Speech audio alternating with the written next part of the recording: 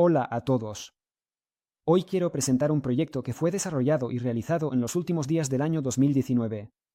El proyecto es muy genial, por lo que recomiendo verlo sin adelantar. Estoy seguro de que muchos de vosotros habéis pensado en construir un amplificador de coche, por ejemplo, para un subwoofer, y seguramente os habéis encontrado con el problema de la potencia del amplificador. Con 12 voltios, no se puede obtener una potencia de sonido normal, incluso si el amplificador es altamente eficiente y funciona en clase D. Solo se obtendrán un par o tres decenas de vatios, lo cual claramente no es suficiente para mover una acústica seria o un subwoofer. Para obtener más potencia, se necesita una fuente de alimentación de mayor voltaje. ¿Y cómo se consigue eso? Correcto, usar un convertidor elevador. Y dado que la mayoría de los amplificadores de potencia de baja frecuencia serios requieren una alimentación bipolar, el convertidor debe proporcionar una salida bipolar. Hay un montón de esquemas de convertidores similares en la red. Quiero presentar mi propia versión, que creo que gustará a muchos, ya que es relativamente simple, y está equipada con todo tipo de protecciones, como protección contra voltaje de alimentación alto y bajo, protección contra cortocircuitos, protección contra sobrecalentamiento, función de arranque suave y la clásica protección contra polaridad incorrecta de la alimentación. Pero lo más probable es que en el futuro esta protección se modernice y se vuelva más confiable. El convertidor presentado también está estabilizado y tiene la capacidad de ajustar el voltaje de salida dentro de ciertos límites. La potencia de mi versión es de 400 vatios, pero sin modificaciones significativas se puede alcanzar hasta 1000 vatios. Pero de eso hablaremos más adelante. Antes de comenzar, algunos comentarios importantes. El esquema es sólido, algunas líneas y valores de los componentes pueden no ser visibles. Puede descargar el esquema en buena calidad junto con el archivo completo del proyecto en el enlace de la descripción. Por supuesto, también he hecho la placa de circuito impreso para ustedes. Se encuentra en el mismo lugar, en el archivo del proyecto. Segundo, los valores de algunos componentes en el esquema pueden diferir de los que están en la placa. Eso es normal, todo funcionará de ambas maneras. Tercero, en el esquema he dibujado 6 interruptores de potencia. En la placa solo tengo 4. Con el fin de aumentar la potencia, se pueden utilizar hasta 8 transistores, el control lo soportará. Y en la placa solo tengo 4, ya que el tamaño de la placa de circuito impreso no permitió incluir más. Y no tenía piezas más grandes de testolita en ese momento. En la placa hay varios puentes. Esto no son puentes, son sensores de corriente en el circuito de protección contra cortocircuitos. Otro punto, la conexión de la línea de retroalimentación se ha hecho con un par de cables. Quinto, no recomiendo en absoluto repetir el esquema a personas que no tengan experiencia previa con fuentes de alimentación conmutadas. El esquema no requiere un ajuste especial. Solo es necesario ajustar el voltaje de salida y los umbrales de activación de las protecciones. Bueno, ahora veamos cómo funciona esto. Todo el esquema está basado en el avanzado controlador PWM SG3525. El propio chip tiene una etapa de salida bastante potente, pero la señal de este primero va a un controlador, que es un simple seguidor emisor en pares complementarios de transistores de potencia media. Y luego, el controlador maneja los interruptores de potencia de canal N. El uso de un controlador adicional permite manejar una mayor cantidad de transistores de potencia. El controlador funciona de la siguiente manera: cuando hay un nivel alto de señal en la salida del chip PWM, se activa el transistor superior. A través de la unión abierta de este transistor, la alimentación de 12 voltios llegará a las compuertas de los interruptores de canal superior y abrirá completamente los transistores. Y cuando hay un nivel bajo de señal en la salida del chip, esto lleva a la activación del transistor inferior del controlador, y a través de él, la capacidad de las compuertas de los interruptores de potencia se descargará a la masa de alimentación. Esto garantiza el cierre seguro de los transistores de efecto de campo. Si en el inversor se utiliza uno o dos pares de interruptores similares al IRC3205, en principio, el controlador no es necesario, la corriente de salida del chip es suficiente para controlarlos, pero el controlador alivia significativamente la carga del chip. El funcionamiento del circuito comienza solo cuando se aplican 12 voltios al punto indicado, REN o REM out. Es una alimentación de baja corriente que el sistema de control necesita para arrancar. La alimentación principal de potencia siempre está conectada al circuito, pero el inversor solo se activa después de aplicar más 12 voltios al punto previamente indicado. Además, la alimentación REM es de baja corriente. Esta función está presente en cualquier amplificador de coche y permite iniciar el sistema, con solo pulsar un pequeño interruptor o al encender el autorradio. Nuestro convertidor funciona a una frecuencia de alrededor de 35 kHz, aunque inicialmente establecí la frecuencia en torno a 20 kHz, ya que el núcleo del transformador no es muy bueno. Los componentes indicados son responsables de la frecuencia de trabajo del convertidor. La resistencia conectada del quinto al séptimo pin del PWM es responsable del tiempo muerto o de uptime. Es la pausa durante la cual todos los transistores están cerrados. Es necesario para darle al controlador o al circuito PWM tiempo adicional para cerrar de manera segura los transistores de un lado, antes de abrir los interruptores del otro lado. Si se utiliza un controlador adicional, la duración del tiempo muerto se puede reducir o eliminar. En nuestro caso, el de uptime dura alrededor de 3 microsegundos. El condensador indicado es responsable del arranque suave del convertidor. Este aumento gradual de la duración de los impulsos de control en el momento de encender el inversor elimina cualquier pico de corriente y sobrecarga durante el arranque. La retroalimentación o estabilización de voltaje se implementa de una manera simple, pero bastante efectiva. Aquí se podría haber hecho una estabilización más impresionante si hubiera utilizado una fuente de referencia altamente estable como el TEL 431. Pero seamos honestos, esto es un amplificador de potencia, y aquí la estabilización no es necesaria en absoluto. A menudo, los inversores de muchos amplificadores de automóviles industriales no tienen estabilización. La hice por una razón simple. Permite regular la tensión de salida, lo que hace que el circuito sea universal y adecuado para trabajar en amplificadores de baja frecuencia con diferentes tensiones de alimentación. La tensión de salida se regula con este potenciómetro ajustable y, en general, la tensión se establece con los diodos Zener indicados. Por ejemplo, necesitas una tensión bipolar de 50 voltios. No hay problema. Conectas un par de diodos Zener de 25 voltios en serie y listo. No es una estabilización de súper alta calidad, pero funciona bastante bien. El inversor está equipado con protección multifuncional contra todo lo que se me ocurrió. Protección contra sobrecalentamiento, protección contra cortocircuitos, protección contra voltaje de alimentación alto y bajo. La protección está basada en el circuito integrado comparador LM339, y ya he explicado y mostrado en detalle cómo funciona en los vídeos indicados. Así que recomiendo mucho verlos, y todos los enlaces estarán en la descripción. El circuito integrado tiene 4 comparadores independientes. Tenemos resistencias ajustables que permiten establecer los umbrales de activación de todas las protecciones. El módulo de protección funciona de manera sencilla. El comparador compara constantemente el voltaje de alimentación con el de referencia, que se forma mediante un diodo Zener. Y sí, otro detalle, el circuito integrado SG3525 tiene su propia fuente de referencia de 5 voltios. Podría haberla utilizado, pero preferí usar una fuente separada en forma de diodo Zener. En resumen, si el voltaje de alimentación es mayor o menor que los límites establecidos, y en mi caso el límite superior es de unos 16 voltios y el inferior es de aproximadamente 9,2, las protecciones se activarán. En la salida del comparador se establece un nivel bajo de señal, lo que llevará a la activación de un transistor de baja potencia. La alimentación positiva a través del transistor abierto y el LED irá al 10º pin del chip PWM, que es la entrada de protección. Si en la alimentación es superior a 2,5 voltios, la protección se activará, el chip dejará de generar impulsos y los transistores de potencia se cerrarán instantáneamente. Lo mismo ocurrirá en caso de sobrecalentamiento. Como sensor de temperatura, tenemos un termistor NTC de 10 kΩ a temperatura ambiente, que al calentarse reducirá su resistencia inicial.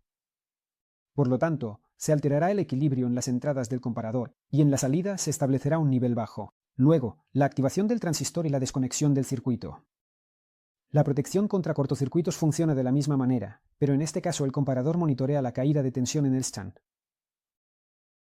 Aquí se muestra más claramente, la salida del inversor está cargada con una carga electrónica, aumentamos lentamente la corriente, y en un valor de corriente establecido, el voltaje de salida desaparece abruptamente, el inversor se apaga. La protección de corriente ha funcionado. El funcionamiento de cada una de las protecciones se puede ver a través de los LED. Los puse de diferentes colores, no para entender rápidamente cuál de las protecciones se activó, sino porque este inversor lo desarrollé y ensamblé en los últimos días del año 2019, y el ambiente era festivo. El esquema también tiene protección contra la polaridad inversa o la inversión de la alimentación. Y está implementada de la manera más simple. Sistemas de protección contra la inversión de polaridad similares se implementan en amplificadores de coche económicos y convertidores de 12 a 220, así como en autorradios. No recomiendo probar la resistencia de esta protección, ya que no tiene una gran velocidad de respuesta, a diferencia de las otras protecciones que hay en este esquema. La esencia del funcionamiento de tal protección es la siguiente: con la polaridad normal, toda la alimentación va al circuito del inversor. Si se invierte la polaridad, se abrirá un diodo potente y quemará el fusible, y la alimentación no llegará al circuito. Eso es básicamente todo sobre el funcionamiento del circuito. En cuanto a la placa de circuito impreso, aquí me he complicado bastante. Desafortunadamente, no hay lugar donde comprar testolita aquí, así que la encargo de China y los paquetes con placas de gran tamaño se retrasaban. Y además, estaba el año nuevo. Para evitar el tiempo de inactividad, tomé 2 placas de 10 por 7 centímetros y las pegué con un adhesivo bicomponente. Parece que todo se pegó de manera confiable, pero quería cubrir esa desagradable junta con algo. Y decidí simplemente pintar toda la placa con pintura negra en aerosol. Todo quedó bonito, todo quedó ordenado, pero hubo un error de cálculo. La placa es de potencia, tiene grandes polígonos que necesitan ser estañados y reforzados con cables. Y eso significa que al soldar, la placa se calentará seriamente. En resumen, la pintura, por supuesto, se quemó, se desprendió, y al final no quedó nada de la bonita placa. Bueno, no importa. Por cierto, tal vez alguien tenga la pregunta sobre la resistencia de la pintura, y si accidentalmente conduce electricidad. No. Lo medí justo después de que la pintura se secara. La resistencia de un tramo de medio milímetro es más de 500 megaohmios. Así que la pintura no afectará de ninguna manera el funcionamiento del inversor. Componentes. En general, el inversor resulta bastante barato. Todo lo que hay aquí cuesta muy poco, a excepción de los buenos transistores de potencia originales y los diodos de potencia. Pero no me compliqué con ellos, y utilicé los soviéticos KR2997. Son diodos de impulso de 30 amperios individuales. Su único problema es la forma muy poco práctica de fijarlos al radiador. Pero en nuestra versión, el inversor no estará constantemente cargado, ya que el amplificador no consumirá potencia constante del inversor, y por eso los diodos están sin radiadores.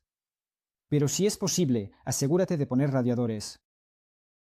En el esquema utilicé otros diodos, ya que muchos pueden tener problemas para encontrar los KD2997, y hay un montón de buenos diodos importados. Los diodos en general no son críticos. Se pueden usar cualquier diodos de impulso o diodos Schottky, cuyo voltaje inverso sea aproximadamente un 50% mayor que el voltaje de salida calculado de la fuente de alimentación. Y la corriente del diodo debe ser de 10 amperios. Una vez más, se necesitan diodos de impulso de alta velocidad o ultrarrápidos. Los diodos Schottky son ideales, ya que se calientan menos que los normales. El diodo de entrada, para proteger el circuito de la polaridad inversa, debe ser de al menos 30 amperios, o mejor aún, 3 de 30, para asegurarse de que pueda quemar el fusible en caso de necesidad. Los transistores de potencia en el encapsulado TO220 se montan en un disipador común y se aíslan del con almohadillas térmicas y casquillos de plástico. Y no olvidemos aplicar pasta térmica. Cualquier MOSFET de canal N potente con un voltaje de drenaje surtidor de 40 a 60 voltios y una corriente de drenaje de 40 amperios servirá. Elija transistores con la menor resistencia posible del canal abierto. Cuanto menor sea, menor será el calentamiento del interruptor. Los condensadores de entrada deben ser de 25 voltios. Los de salida deben estar diseñados para un voltaje de 20 a 50% más que el voltaje máximo, en cada rama. Es decir, si el voltaje de salida del inversor es bipolar de 50, entonces los condensadores deben ser de 63 o mejor de 100 voltios. Transformador. Es mejor elegir un núcleo importado, por ejemplo, de EPCOS modelo N87 o 97. El mío es toroidal, pero también se puede usar uno en forma de E o cualquier otro según el gusto, aunque el toroide tiene una mayor calidad. Mi núcleo consiste en 2 toroides con dimensiones de 45-28 por 8 cada uno, con una permeabilidad de 3000. Los núcleos fueron pegados para aumentar la potencia dimensional. Y luego sigue el cálculo y el bobinado del transformador. Aquí no puedo ayudarles, ya que en cualquier caso tendrán un núcleo diferente y otros criterios. Antes de enrollar, el núcleo se aísla si no tiene aislamiento en forma de pintura, como en mi caso. y es mejor dar una forma redondeada a los bordes afilados. Pero en el caso de la mayoría de los núcleos importados, todo esto probablemente ya lo haya hecho el fabricante. Es mejor hacer el enrollado con hilo Leeds, a pesar de que en mi caso la frecuencia es de unos 35 kHz, y aquí el efecto pelicular no es tan notable. Pero es más conveniente enrollar con hilo Leeds. Ajuste. Casi todos los trabajos de ajuste se pueden, de hecho, es recomendable hacerlos antes de instalar los interruptores de campo y el transformador. Lo primero que hay que hacer es entender si el controlador PWM está funcionando. Para empezar, desoldamos la resistencia indicada. Esto es necesario para que el circuito de protección no interfiera con nuestra comprobación, y aplicamos energía al circuito. Conectamos la sonda del osciloscopio a las salidas del controlador, y observamos una imagen maravillosa. Hay impulsos de control, una bonita onda cuadrada, frecuencia de 20 kHz, ciclo de trabajo del 41 al 45%. Se ve claramente el tiempo muerto, que es la pausa cuando todos los interruptores están cerrados, y el tiempo muerto dura alrededor de 3 microsegundos. Al aplicar la alimentación, la duración de los impulsos aumenta suavemente. Esto significa que el arranque suave también funciona. El consumo del controlador PWM con el controlador es de solo 20 mA en vacío. Y en general, todo el sistema de control con el módulo de protección consume no más de 30 a 40 mA.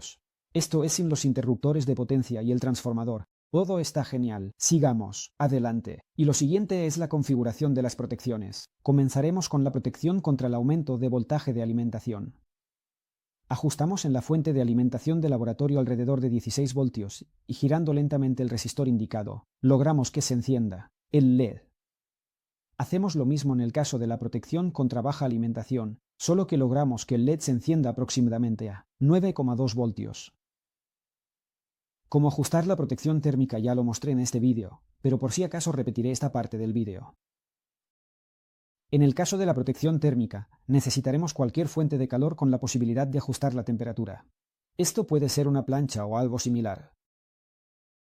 Conectamos el termopar del termómetro de referencia y el termistor de nuestra protección a la superficie que se calienta. Calentamos la superficie hasta la temperatura necesaria a la cual debe activarse la protección. Seguimos la temperatura con el termómetro. Luego, girando el tercer resistor ajustable, logramos la activación del LED. Como fuente de calor, utilicé una lámpara de red común, la envolví con papel de aluminio y con cinta térmica fijé a la lámina el termistor de nuestro circuito de protección y el termopar del dispositivo de referencia. Estos últimos deben estar lo más cerca posible entre sí para minimizar la variación de temperatura. Regulé la temperatura con un autotransformador que simplemente cambia el voltaje en la lámpara. Cuanto más brillante es la luz de la lámpara, más calor emite. Es recomendable ajustar la protección contra cortocircuitos después de ensamblar completamente el inversor, por lo que hablaremos de ello un poco más adelante. Ahora se pueden soldar los transistores de potencia, el transformador y continuar con el ajuste. Una vez que el inversor está ensamblado y la línea de retroalimentación está conectada, es importante verificar su funcionamiento. Para ello, conectaremos un multímetro y una pequeña carga a la salida del inversor. Luego, cambiamos el voltaje de entrada de 10 a 15 voltios. Durante este proceso, el voltaje de salida prácticamente no debería cambiar. Esto significa que la estabilización funciona correctamente. Con un resistor variable, podemos cambiar el voltaje de salida dentro de un pequeño rango. Como podemos ver, todo está perfecto.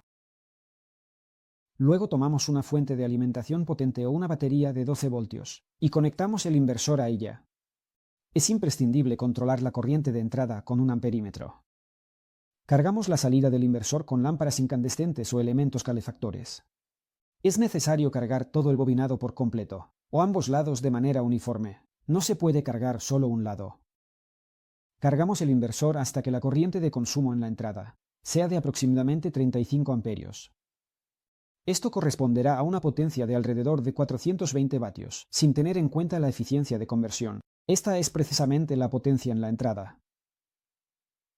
Luego, girando el potenciómetro indicado, logramos que se active el LED y la protección en general. En cuanto a la corriente de protección, todo depende de tus necesidades. Si hay más transistores, el inversor es potente, se puede aumentar la corriente de protección. La corriente de protección indicada es relevante para inversores con 2 transistores de potencia por lado y una potencia de salida de alrededor de 400 vatios. Todo está configurado. No olvides sellar los tornillos de los potenciómetros, y tendrás en tus manos un buen convertidor de coche con todas las comodidades. Los shunts en el circuito de protección contra cortocircuitos deben soportar corrientes de 40 o más amperios. Durante el funcionamiento, se calentarán. Se puede instalar un sensor en la salida del circuito, pero yo tenía mis razones para no hacerlo. Perspectivas de desarrollo. El módulo de protección se puede simplificar utilizando solo un transistor en lugar de 4. Ya he implementado esta versión, e incluso la he probado en un inversor real. El sistema de protección contra la inversión de polaridad se puede implementar utilizando transistores de potencia que simplemente no se activarán si la polaridad es incorrecta. Todas estas innovaciones han sido probadas, y pronto saldrá otro vídeo. Pero en ese caso, el convertidor ya será de 12 a 220. El uso de transistores de potencia en la protección contra la inversión de polaridad también permitirá eliminar los shunts de corriente en el sistema de protección contra cortocircuitos, ya que para esta protección se puede utilizar el canal abierto del transistor de potencia como sensor de corriente. Y con esto, otro largo vídeo llega a su fin. Una vez más, les recuerdo que encontrarán todos los enlaces necesarios en la descripción. Bueno, eso es todo por hoy. No olviden valorar este vídeo si les ha gustado. Con esto me despido. Como siempre, estuvo con ustedes Casiano K, y hasta la próxima. Adiós.